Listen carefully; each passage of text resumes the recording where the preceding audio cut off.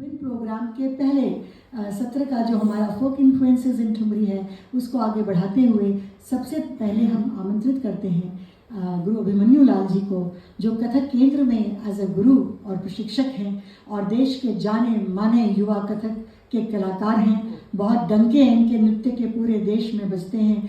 जयपुर घराने के आप नर्तक हैं, उसका युवा पीढ़ी का प्रतिनिधित्व करते हैं और आपको नृत्य विरासत में अपने स्वर्गीय पूज्य पिताजी पंडित देवीलाल जी से और अपनी माता जी जो विदुषी गीतांजलि लाल जी, उनसे विरासत में मिली हुई अब कई पीढ़ियों की आपकी परंपरा, आपके पूज्य पिताजी की परिवार की और आप ही के परिवार के आपके चचा जी पंडित दुर्गा लाल जी और ऐसे बड़े विलक्षण प्रतिभा के धनी जयपुर घराने के लोगों के आशीर्वाद से आज अभिमन्यु जी के नृत्य के डंके पूरे देश में और पूरे परचम लहराते हैं जयपुर घराने का। और जब मैं इनका नृत्य देखती हूँ तो इनकी पढ़ंत की जो क्लैरिटी है उस पर मैं हमेशा मुझे नाज होता है, क्योंकि मेरा ठुमरी का घराना बनारस है और शोध का विषय गया है और पूरे देश के हर परंपरा की ठुमरियाँ मैं गाती हूँ, क्योंकि जहाँ विद्वता देखती हूँ वहाँ मेरा सर झुक जाता है और बंदिश में वहीं से सीख कर जाती हूँ। सारा देश इस बात को जानता है कि कुमुद जी आई हैं तो कुछ सीख कर जाएंगी और नतमस्तक होकर सीख कर जाएंगी जिस दर पर कुछ मिलता है। आप जब तक भटकेंगे नहीं तो आपको कुछ भी नहीं मिलता है। कहते हैं ना, बिन मांगे मोती मिले, मांगे मिले न भीख। तो यहाँ पर संगीत की नृत्य की तो याचना ही करनी पड़ती है तभी जाकर मिलता है, वैसे नहीं मिलता। आप एटीट्यूड में चलते रहिए तो कुछ नहीं मिलेगा, बहुत सीमित मिलेगा। सर आप झुका दीजिए, आपको दर दर से मिलना शुरू हो जाता है, घराने घराने से आपको मिलना शुरू हो जाता है और सब आपके अप्रत्यक्ष भाव में सब गुरु बनते चले जाते हैं। तो इनका जब मैं पढ़ंत देखती हूँ तो उसकी शेयर क्लैरिटी पर मुझे बहुत गर्व होता है कि यंग जनरेशन के होने के बावजूद उन्होंने पढ़ंत पर इतनी मेहनत की है। नृत्य तो उनका फुटवर्क तो जयपुर घराने का बोलता ही है, वो तो उसके लिए तो ये लोग फेमस हैं, ये लोग तो जाने माने पूरे देश में। तो व्हाट बियॉन्ड इनकी अपनी जो पर्सनल एक पहचान मुझे लगती है कि जो कथक नृत्य की पढ़ंत की स्पष्टता और उसकी जो एक क्रिस्पनेस अभिमन्यु जी के मैंने पढ़ंत में देखा है। कई बार लोग गोलमोल पढ़ंत पढ़ा करते हैं, इनका बहुत बढ़िया लगता है मुझे। और कवित्व की जो एक लंबी चौड़ी और बहुत ही सुंदर परिपाटी जयपुर घराने की रही है, वो कविताएं जिनको कथक नृत्य में हम कवित्व के नाम से जानते हैं, जिनको हम छंद प्रबंध में कवित्व के नाम से जानते हैं, ठुमरी में भी कवित्व के नाम से ठुमरी में बीच बीच में गाने की प्रथाएं हैं, उस पर तो मास्टरी है अभिमन्यु जी को। तो आज हमने सोचा कि यहाँ के गुरु को हम गुरु भाव में निवेदन करेंगे। आप विद्यार्थियों के साथ, यहाँ हमारे विद्यार्थी बैठे हैं दर्शक दीर्घा में और फैकल्टी लोग बैठे हैं कि साझा करें जयपुर घराने की नृत्य परंपरा के बीच में कवित्व का क्या महत्वपूर्ण स्थान है और उसमें जो लोक से आते हैं। होली आने वाली है ना, बसंत पंचमी आने वाली है, तो बसंत पंचमी से होली गाने की प्रथा है। होली के कुछ कविता आप हमें पढ़कर स्पेशली सुनाएंगे तो हम बहुत ही अनुग्रहित अपने आप को महसूस करेंगे। तो मैं अब आमंत्रित करूंगी गुरु अभिमन्यु लाल जी को कि आप आएँ और अपने विचार जयपुर घराने की नृत्य परंपरा और उससे जुड़े कवित्व और कवित्व पे कुछ अपने हाव भाव हमारे साथ साझा करें। अभिमन्यु जी पधारें। आप सभी को मेरा नमस्कार, प्रणाम। जी रेणुगिरी, योगेश भाई, मनी भाई, अयूब भाई, सारे भाई, सारे विद्यार्थी, आप सबको बहुत सारा प्रणाम। और कुमुद जी इतने अच्छे शब्दों का प्रयोग आपने मेरे लिए किया, उसके लिए आपको कोटि धन्यवाद। जैसा कि हम सब जानते हैं कि हमारा कथक नृत्य पौराणिक कथाओं पे होता है। आज के युग में हम लोग कोई भी टॉपिक लेके कोरियोग्राफ कर देते थे।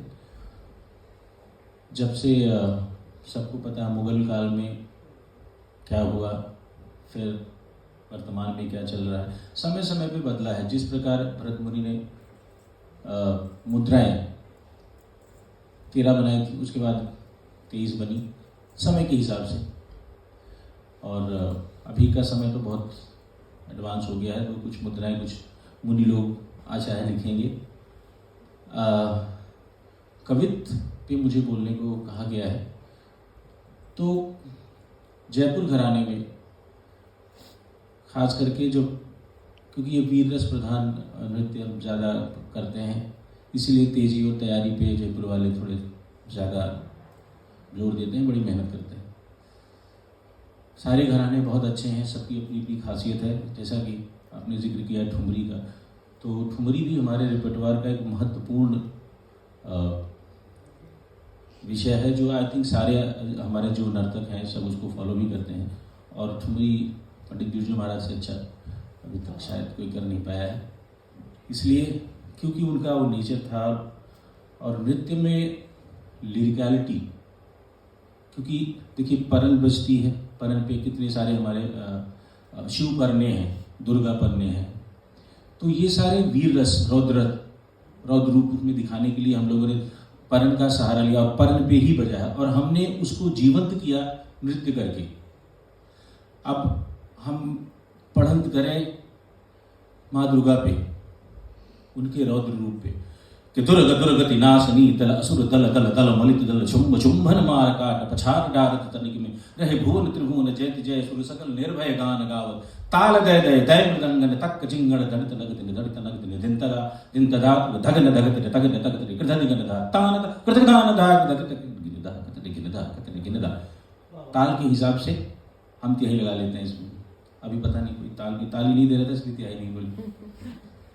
तो इस तरह के अब इसको करते हुए हमें खुद ही जोश आ जाता है। जैसे ही माँ दुर्गा का नाम आएगा दुर्ग दुर्गति नाशनी, वैसे मैं जाति का राजपूत हूँ, तो ये वाला मेरे पे सूट भी बहुत करता है। और यही चीज नेचर में आती है कि आप किस में कंफर्टेबल है। जैसे मैं जब सीखता था तो हमारे गुरु जब मुझे बोलते थे कि तुम्हें ये वाला पार्ट अब नहीं आती है शायद, और उस समय एक पर्टिकुलर एज होती है जब बच्चे थोड़ा सा घूंघट बनाने में हिचकते हैं, लेकिन अब तो शान से करते हैं। तो यही रूप होता है। जैसे आप घराने का ले लीजिए, ज्यादातर नटवरी कि नटवर राधा नृत्य करत पग घुंघरू बांध झुम छन न हाव भाव लय ताल दिखावत नारायण के मन को भावत कृतधै तथै तथै तथै यथै तथा कृतधै यथै यथै तथै यथै तथा कृतधै यथै यथै तथै यथै तथा। ये अब कृष्ण की बारी आई, तो कृष्ण की श्रृंगारिक, सुंदर, मनमोहक, उनको नटवर भी कहा गया है। तो अब उनके लिए कविता कैसे बनी कि नटवर राधा नृत्य करत। अब उनका नेचर, इनके लहजे में ही वो बात आ रही है। अब शिव की बात आएगी तो बम बम बम गिर गिर गिर झंग झंग झंग, रूप बदल गया, क्योंकि पखावज मतलब पावर। तो मैं ये पूरी परंपरा भी सुनाऊंगा आपको। और यही चीज घराने लखनऊ और जयपुर का, अगर मैं इन दोनों का उदाहरण दूं, तो हमारे जो राजा महाराजा थे जयपुर के, उनके साथ एक कवित्व पढ़ने वाला, जब वो लड़ाई पे जाते थे तो उनके साथ एक कवित्व पढ़ने वाला साथ होता था, उनको जोश दिलाने के लिए कि उनका खून गर्म होता रहे और ये पीछे अपना कवित्व कहते रहे।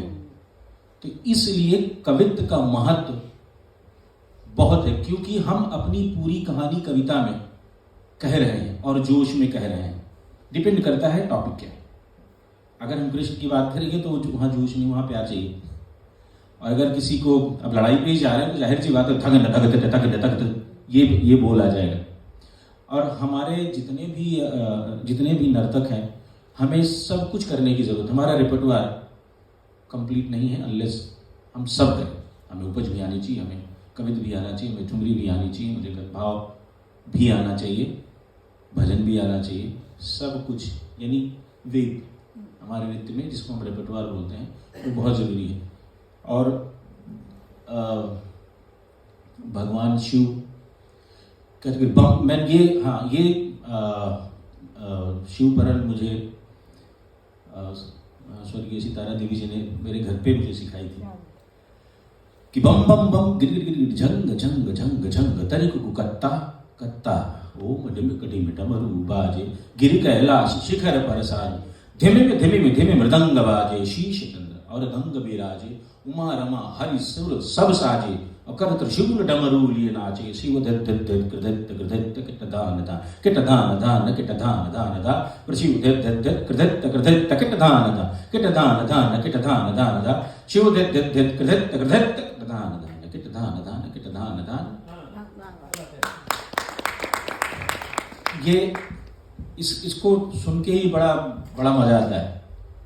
और कविता अभी तो देखिए राजू भैया ने बहुत सारे लेख लिखे हैं, चिकू भैया ने भी बहुत सारे लिखे हैं, बहुत सारी ठुमरियाँ लिखी हैं। और ठुमरी का जहाँ तक मैं बात करूँ तो बिंदादीन महाराज जी ने बहुत सारी ठुमरियाँ लिखी हैं। उसमें फ़र्क बस यही है कि एक नर्तक जब ठुमरी लिखता है, एक तो जितनी भी ठुमरियाँ लिखी कजरी और ऐसे चैती, ये सारे अवधी भाषा में लिखी गई हैं। एंड फॉर्चुनेटली मुझे अवधी बहुत अच्छे से आती है क्योंकि मैं यूपी का हूँ, तो सबने लिखी। लेकिन जो नर्तक लिख रहा है वो भाव के हिसाब से लिख रहा है, उसमें भाव की गुंजाइश है। जैसे ठुमरी है तो उसका मुखड़ा और अंतरा, अब उसी को क्योंकि संचारी भाव करने के लिए उन्होंने जो जिस तरह की ठुमरियाँ लिखी हैं वो नृत्य के हिसाब से लिखी हैं। बाकी ठुमरी गाने में बहुत मज़ा आता है, उसकी आमद बड़ी अच्छी लगती है मुझे जब उस हम पे आते हैं। और राजन साजन भैया ने बहुत सुंदर गाया है, वो बड़ा मज़ा आता है। रोज़ सुबह मैं सुनता हूँ उनकी भजन और ठुमरियाँ। तो कभी जितने भी गुरु ने लिखी, जयपुर में खास करके हमारे नारायण प्रसाद जी की, हम जितनी भी कभी नाचते हैं वो सारा उन्होंने जब जयपुर के, लेकिन उनकी देखिए ना कितनी सुंदर अवधि टच देखिए उनमें कि कितना सुंदर उन्होंने वर्णन किया है कृष्ण के बारे में, कि नटवर को किस तरह से उन्होंने सजाया है बोल के, राधा और कृष्ण को किस तरह से उन्होंने मिलाया है। नारद जी का तो हम आई थिंक कथक केंद्र में तो हम सब उन्हीं की ज़्यादातर नाचते हैं कि कृष्ण सखा मिल गए ग्वालम सन, फिरत फिरत घर देख लियो तब ग्वाल के कांधे चढ़ माखन उतार लियो और खाए लियो, ददकी मटकी झटकी पटकी और दूध को पिए बिखेर दियो। और पकड़ लियो राधा ने जब तब ग्वाल बाल सब भाग गए दधि खाए गए। फिर ताल बजाओ तो नारायण जी ने कितना सुंदर उनको जोड़ा, अपना नाम भी आ गया और ऐसा लग रहा है नारायण के लिए वो नाच रहे हैं कि ना ताल बजाओ तो नाचन लागे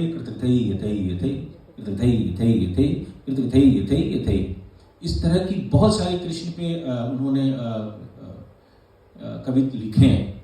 और बहुत सारे बच्चे तो सच में यही जानते हैं कि ये भगवान के नारायण के मन को भाव बोलते हैं, लेकिन उनका भी नाम पंडित नारायण प्रसाद जी बहुत ही गुणी थे।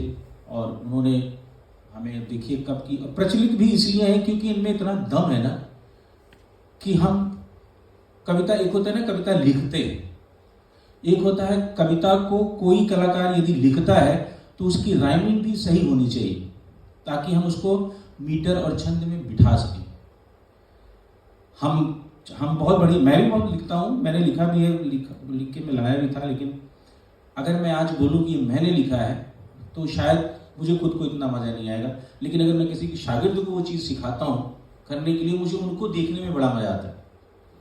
कुछ समय बाद मैं भी करूँगा ये जो भी लिखा है, तो ये उनके लिखने का, उनका राइमिंग, क्योंकि नर्तक की राइमिंग तब तक अच्छी नहीं होगी जब तक लय और ताल में वो उनको उसमें मास्टरी ना हो। तो हर नर्तक को इसलिए जब ट्रेनिंग दी जाती है तो 4 साल में आईएएस बन जाता है। तो कुछ लोगों ने मेरे से पूछा भी 4 साल में आईएएस बनते, 13 साल में ऐसा क्या सिखाते हो? अब मैं उनको कैसे बताऊं कि हमारी जातियां बोल के दिखा दो। तो ये इसलिए हमारा कठिन दौर से हम लोग गुजरते हैं और गुरु से सीखते हैं। एक ही चीज़ को पूरी उम्र हम करते हैं, तब जाके एक नर्तक बनता है। हमारे बुजुर्गों ने हमें इतनी जैसे बहुत सारी ठुमरियाँ, चैती, जैसे चैती पे भी भाव होता है, ठुमरी पे भी होता है। अब जैसे चैती पे मैं बहुत छोटा था तो मुझे हमारे बहराइच की हमारी रानी साहब उन्होंने मुझे सिखाया था कि सूतल सैया मोरा जागे हो रामा, और यही ठैया मोतिया हेराए गेली रामा, मतलब है दोनों का मेल वही कि यही ठैया मोतिया हेरा गईल रामा, कहवा में ढूंढूं यही ठैया। अब इसी पे बस ये लाइन ऐसे चलती रही पूरी पूरी रात। गुरु लोग इस पे भाव करते थे। तो ये सारी चीज़ें जितने भी आप इसको लेके चल रही हैं, इनका कथक में बहुत बड़ा स्थान है। और हम लोग सारे बहुत सारी चीज़ें, पखावज के बोलों पे इतनी देर तक नाचना, कवित्व पे नाचना या उनकी परनों पे नाचना, और तबले के बोल को भी हमने लिया। हमारे कथक में तो 3 शब्द है, ता था और ई, ता से तन, था से तल, ई से ईश्वर। इसी में हमारा पूरा कथक है। और इसीलिए हम लोग जब कथक नृत्य जब हम शुरू करते हैं, शुरू करने से पहले हम लोग यही करते हैं, नमस्कार करते हैं, सबसे अनुमति लेते हैं, ईश्वर से लेते हैं, धरती माँ से लेते हैं कि मुझे इजाज़त दें, जिसके लिए भी मैं आपके पैर मारूं, इसके लिए मैं क्षमा करें और इसमें मुझे सफलता दें। तो इतना उदारपना है। और कवित्व कह के हम अपनी सारी बातें कह देते हैं और बड़े भावपूर्ण कहते हैं, जिसमें मैंने कुछ कृष्ण और वृंदावन में एक मेरा परफॉर्मेंस था, तो मैंने उसके लिए एक कवित्व लिखा था कि वृंदावन में राज रचो, आज रचो महाराज, ग्वाल बाल संग लिए, नाचत हर मन है आज। कोउ करत तत्तत थे, कोउ करत तत्तत थे ता धिड़ान, कोउ करत कत धिलांग धुम किट तक तक धिन दिन। सखियन संग नाचत है कृष्ण आज गत निकास, धा धिन्ना तक धिन्ना तिन्ना तक धिन्ना। राधा संग कृष्ण खड़्यो राधा संग, और सखियन संग ताल देत बाजत है संग मृदंग। और धन्य है ये ब्रजरज के वासी जहां राधे कृष्ण, हे राधे हे राधे हे राधे हे राधे। ये इसको ना थोड़ा सा आप हाव भाव से यहीं से बताएं, क्योंकि आपकी रचना बहुत सुंदर है जी। हाँ, वो भी कर दूंगा जी, कर दीजिए इसके आप लिए लालायित हैं देखने के लिए। हाँ, कोई पढ़े तो मजा आएगा। आप पढ़ देंगे? कोई नहीं दीदी, मैं पढ़ दूंगा, आप पढ़ देना, मुझे बड़ा मजा आएगा। एक ही बात है, आइए आप यहाँ बैठे। पता नहीं शब्द अरे क्या, यही तो, ये देखिए साधु संगत की यही तो खासियत है कि कलाकारों की ये महफिल है, सब कलाकार ही हैं यहाँ पर, तो ये बात अपने आप बन के आ जाती है जी। वृंदावन रास रचो, आज रचो महारास। बाबा दीदी इधर आ जाइए, एक लाइन बोलते हैं, हाँ, मैं करती रहूंगी। ठीक है। वृंदावन दिखाई बढ़िया से सुंदर सा वृंदावन है। चुन्नी नहीं है। कहा है मैंने कि वृंदावन में रास रच्यो, आज रच्यो महारास, और ग्वाल बाल संग लिए, नाचत हर मन है आज। को करत तत्तत थे तथे तत्त थे ताता, और को करत तक धिलांग धुम किट तक तक धिना दिन। ये बात, सखियन संग नाचत है कृष्ण आज गत निकास, धा धिन्ना तक धिन्ना ता तिन्ना तक धिन्ना, धा धिन्ना तक धिन्ना। राधा संग कृष्ण खड़्यो, और कृष्ण खड़्यो राधा संग। सखियन सब ताल देत बाजत है संग मृदंग, संग मृदंग। और धन्य है ये ब्रजरज के वासी जहां राधे कृष्ण, हे राधे राधे राधे। क्या बात है, बहुत आपका धन्यवाद। क्या बात, जीवंत कर दिया इस कवित्व को, जीवंत कर दिया। कवित्व को चेहरा मिला है, क्योंकि कवित्व कहते हैं, लेकिन जब कवित्व को किया जाता है तो हम उसे शक्ल दे देते हैं। हाँ। तो इसको जब मैं लिख रहा था तो उस समय हमारे योगेश भाई और शमी भाई थे साथ में, तो कह रहे हैं इसको तुम करो। इनफैक्ट इसको लिखवाने वाली वर्षा है, उसने बोली कि आप लिखिए तुरंत, और वो तो ऐसे हक से बोलते हैं अभी आप लिखिए, अब इसको जल्दी लिख के ख़त्म करिए। अरे मैंने कहा ऐसे थोड़ी होता है, पर लिखवा दिया, तो हमारे समी भाई ने इसको गाया है और योगेश जी ने इसको बजाया, वहाँ लोगों ने इसे बहुत पसंद किया, क्योंकि इसके अंत में मैंने तिहाई नहीं लगाई है। तिहाई का मतलब तो समाप्त, इसलिए वो राधे राधे वो चलता रहा, ये राधे हे राधे, पूरा वो जाप चला। तो उसके पीछे एक नर्तक यदि अपनी सोच उसमें डाल देता है तो क्या होता है, तब उसको शक्ल मिलती है और वो जीवंत हो जाता है, जैसे कि भी दीदी ने किया। तो ये सारी चीजें हैं, एक कलाकारी कर सकता है। और हर कलाकार को मैं बोलते हैं बड़ी शिद्दत से गाना वाना भी सीखा करे, गाना तबला, इस तब जाके एक संपूर्ण कलाकार बनता है। और इसका महत्व हमें तब होता है जब हम अकेले किसी देश में छोड़ दिए जाते हैं कुछ म्यूजिशियन के साथ, तब हमें सच में अपनी असली पहचान तब पता चलती है कि अब मैं इनको कैसे बताऊं, मैं कौन सा बोल या कविता के कौन से शब्द पे कौन सा बोल लगेगा। तो हर एक आर्टिस्ट को ये पता होना चाहिए। इसलिए हमारे केंद्र में गाना, योगा, तबला, पखावज, हम उनको सब सिखाते हैं कि आप कहीं कमज़ोर ना पड़े। और ये बिल्कुल भी नहीं है कि कोई भी कविता, जैसे मेरा मानना है कि मैं लखनऊ घराने की या बनारस घराने की या रायगढ़ घराने का कोई पारन या कोई कविता अगर मुझे अच्छा लगेगा तो मैं हेजिटेट नहीं करूँगा, मांग लूँगा। जैसे भी अभी आपने बोला सर झुकाओगे, बिल्कुल, तो दर दर से आपको शिक्षा मिलेगी। और शिक्षा तो हर कोने में बढ़ती, डिपेंड करता है हम कितना सोच पाते हैं उसको। और ये मेरा बचपन से रहा है, क्योंकि मुझे बड़ी मेहनत करनी पड़ी किसी भी चीज़ को सीखने के लिए। I have gone through lot of pain. So कोई भी व्यक्ति, जैसे अभी हमारे पास रियाज करने का है, एक कविता बताया गया तो हम लोग को समझ में नहीं आया, हमें जगह नहीं मिल रही थी। हमारे पास जगह भी बहुत बहुत अच्छी है। हम लोग कोने में, मैं और योगेश एक कोने में स्टोर रूम में रियाज करते थे। और धीरे धीरे गिर तक का पैर से हम लोग रियाज प्रैक्टिस करते थे। वो तबले पे धीरे धीरे बजाते हैं, हम पैर से निकालते हैं, क्योंकि वो प्रोफेशनली बड़े अच्छे तबला वादक भी हैं। तो हर एक आर्टिस्ट को कवित्व हो या ठुमरी हो या चैती हो, कुछ भी हो, उसको निभाने के लिए हम लोगों ने हर एक रंग को अपनाया है, तब जाके हम संपूर्ण हुए हैं। और इसके लिए मैं आपका बहुत बहुत धन्यवाद करूंगा कि आपने ऐसा टॉपिक रखा है। तो जयपुर घराने का वीर रस प्रधान है का मतलब ये नहीं है कि जयपुर वाले सिर्फ वीर रस करते हैं, हम लोग अब सारे रस करते हैं। बिल्कुल बिल्कुल ज़रूरी है ये करना, क्योंकि ये कहना कि जयपुर में सिर्फ चक्कर और तत्कार है, वैसे तो चक्कर और तत्कार में सबसे ज़्यादा मेहनत लगती है। बिल्कुल, भाव में भी बहुत लगती है, उसमें सोच चाहिए और इसमें ताकत चाहिए। तो हर एक घराने ने अब दूसरे का अपना लिया है। वो भी चक्कर, दूसरा घराना भी चक्कर लगाता है, वो भी कविता करते हैं। ये वाले भी वीर रस और रौद्र रस और श्रृंगारिक सब कुछ करते हैं। अब हमें बस यही चीज़ को नहीं भूलना चाहिए कि हम एक कलाकार हैं। मेरे को सिंगापुर में किसी ने पूछा था, शायद सिखा के भेजा था, कि आप मुझे घराने के बारे में बताइए। मैंने कहा 2 घराने हैं, एक अच्छा एक बुरा। बहुत सुंदर।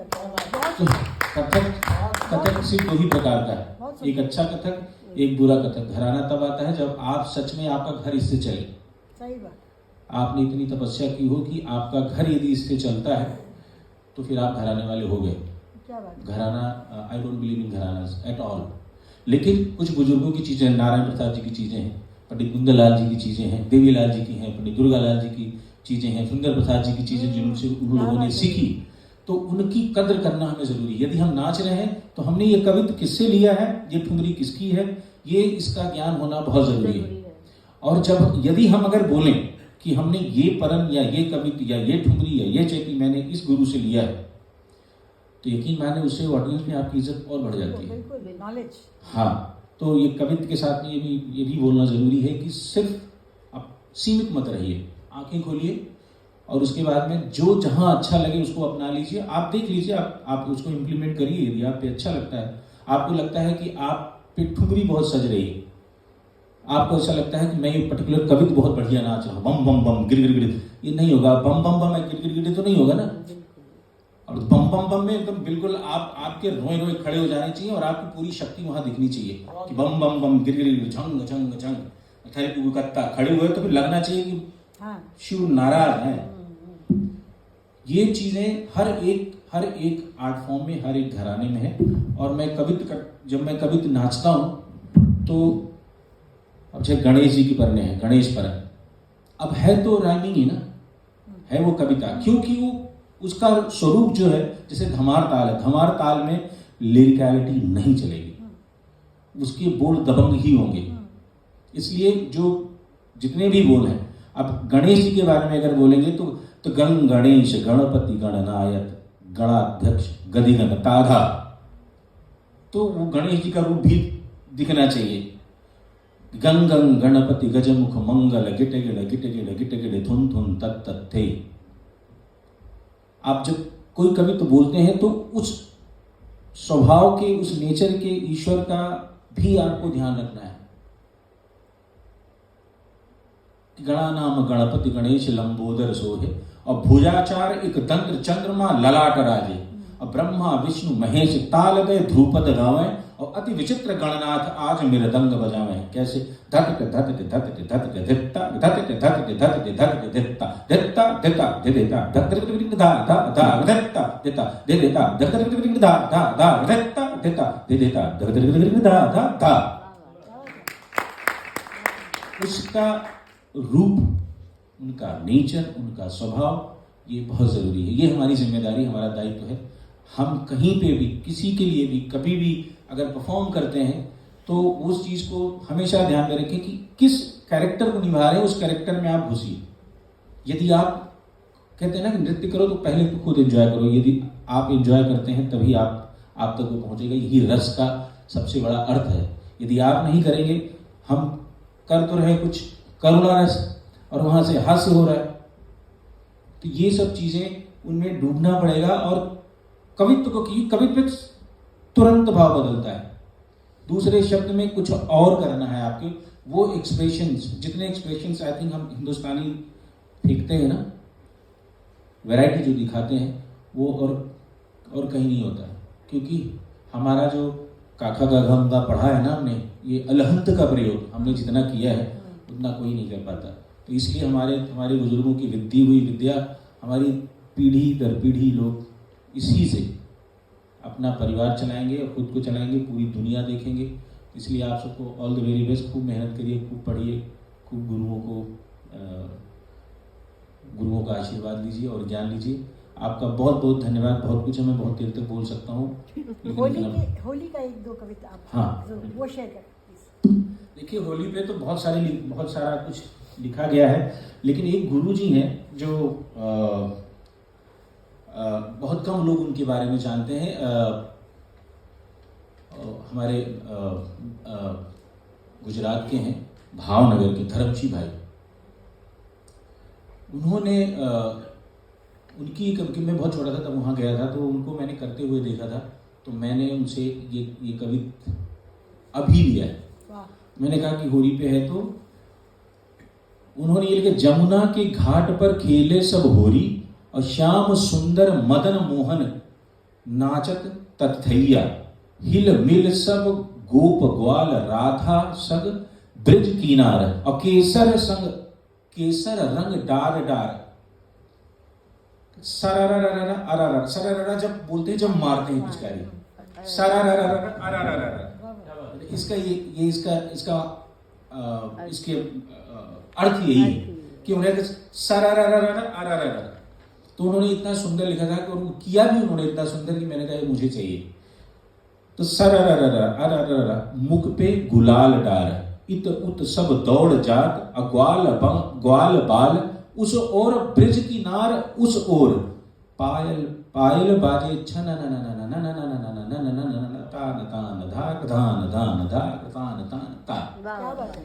ये उन्होंने खुद लिखी है, धर्मशी भाई ने। हाँ, और हमारे गुरु ने भी लिखी है, बहुत सारी कविता लिखी है उन्होंने। वो मैं अगले वाले में सुनाऊंगा। सो आपका बहुत बहुत धन्यवाद कुमुद जी, बहुत अच्छा काम कर रही हैं आपको। All the very best and thank you very much.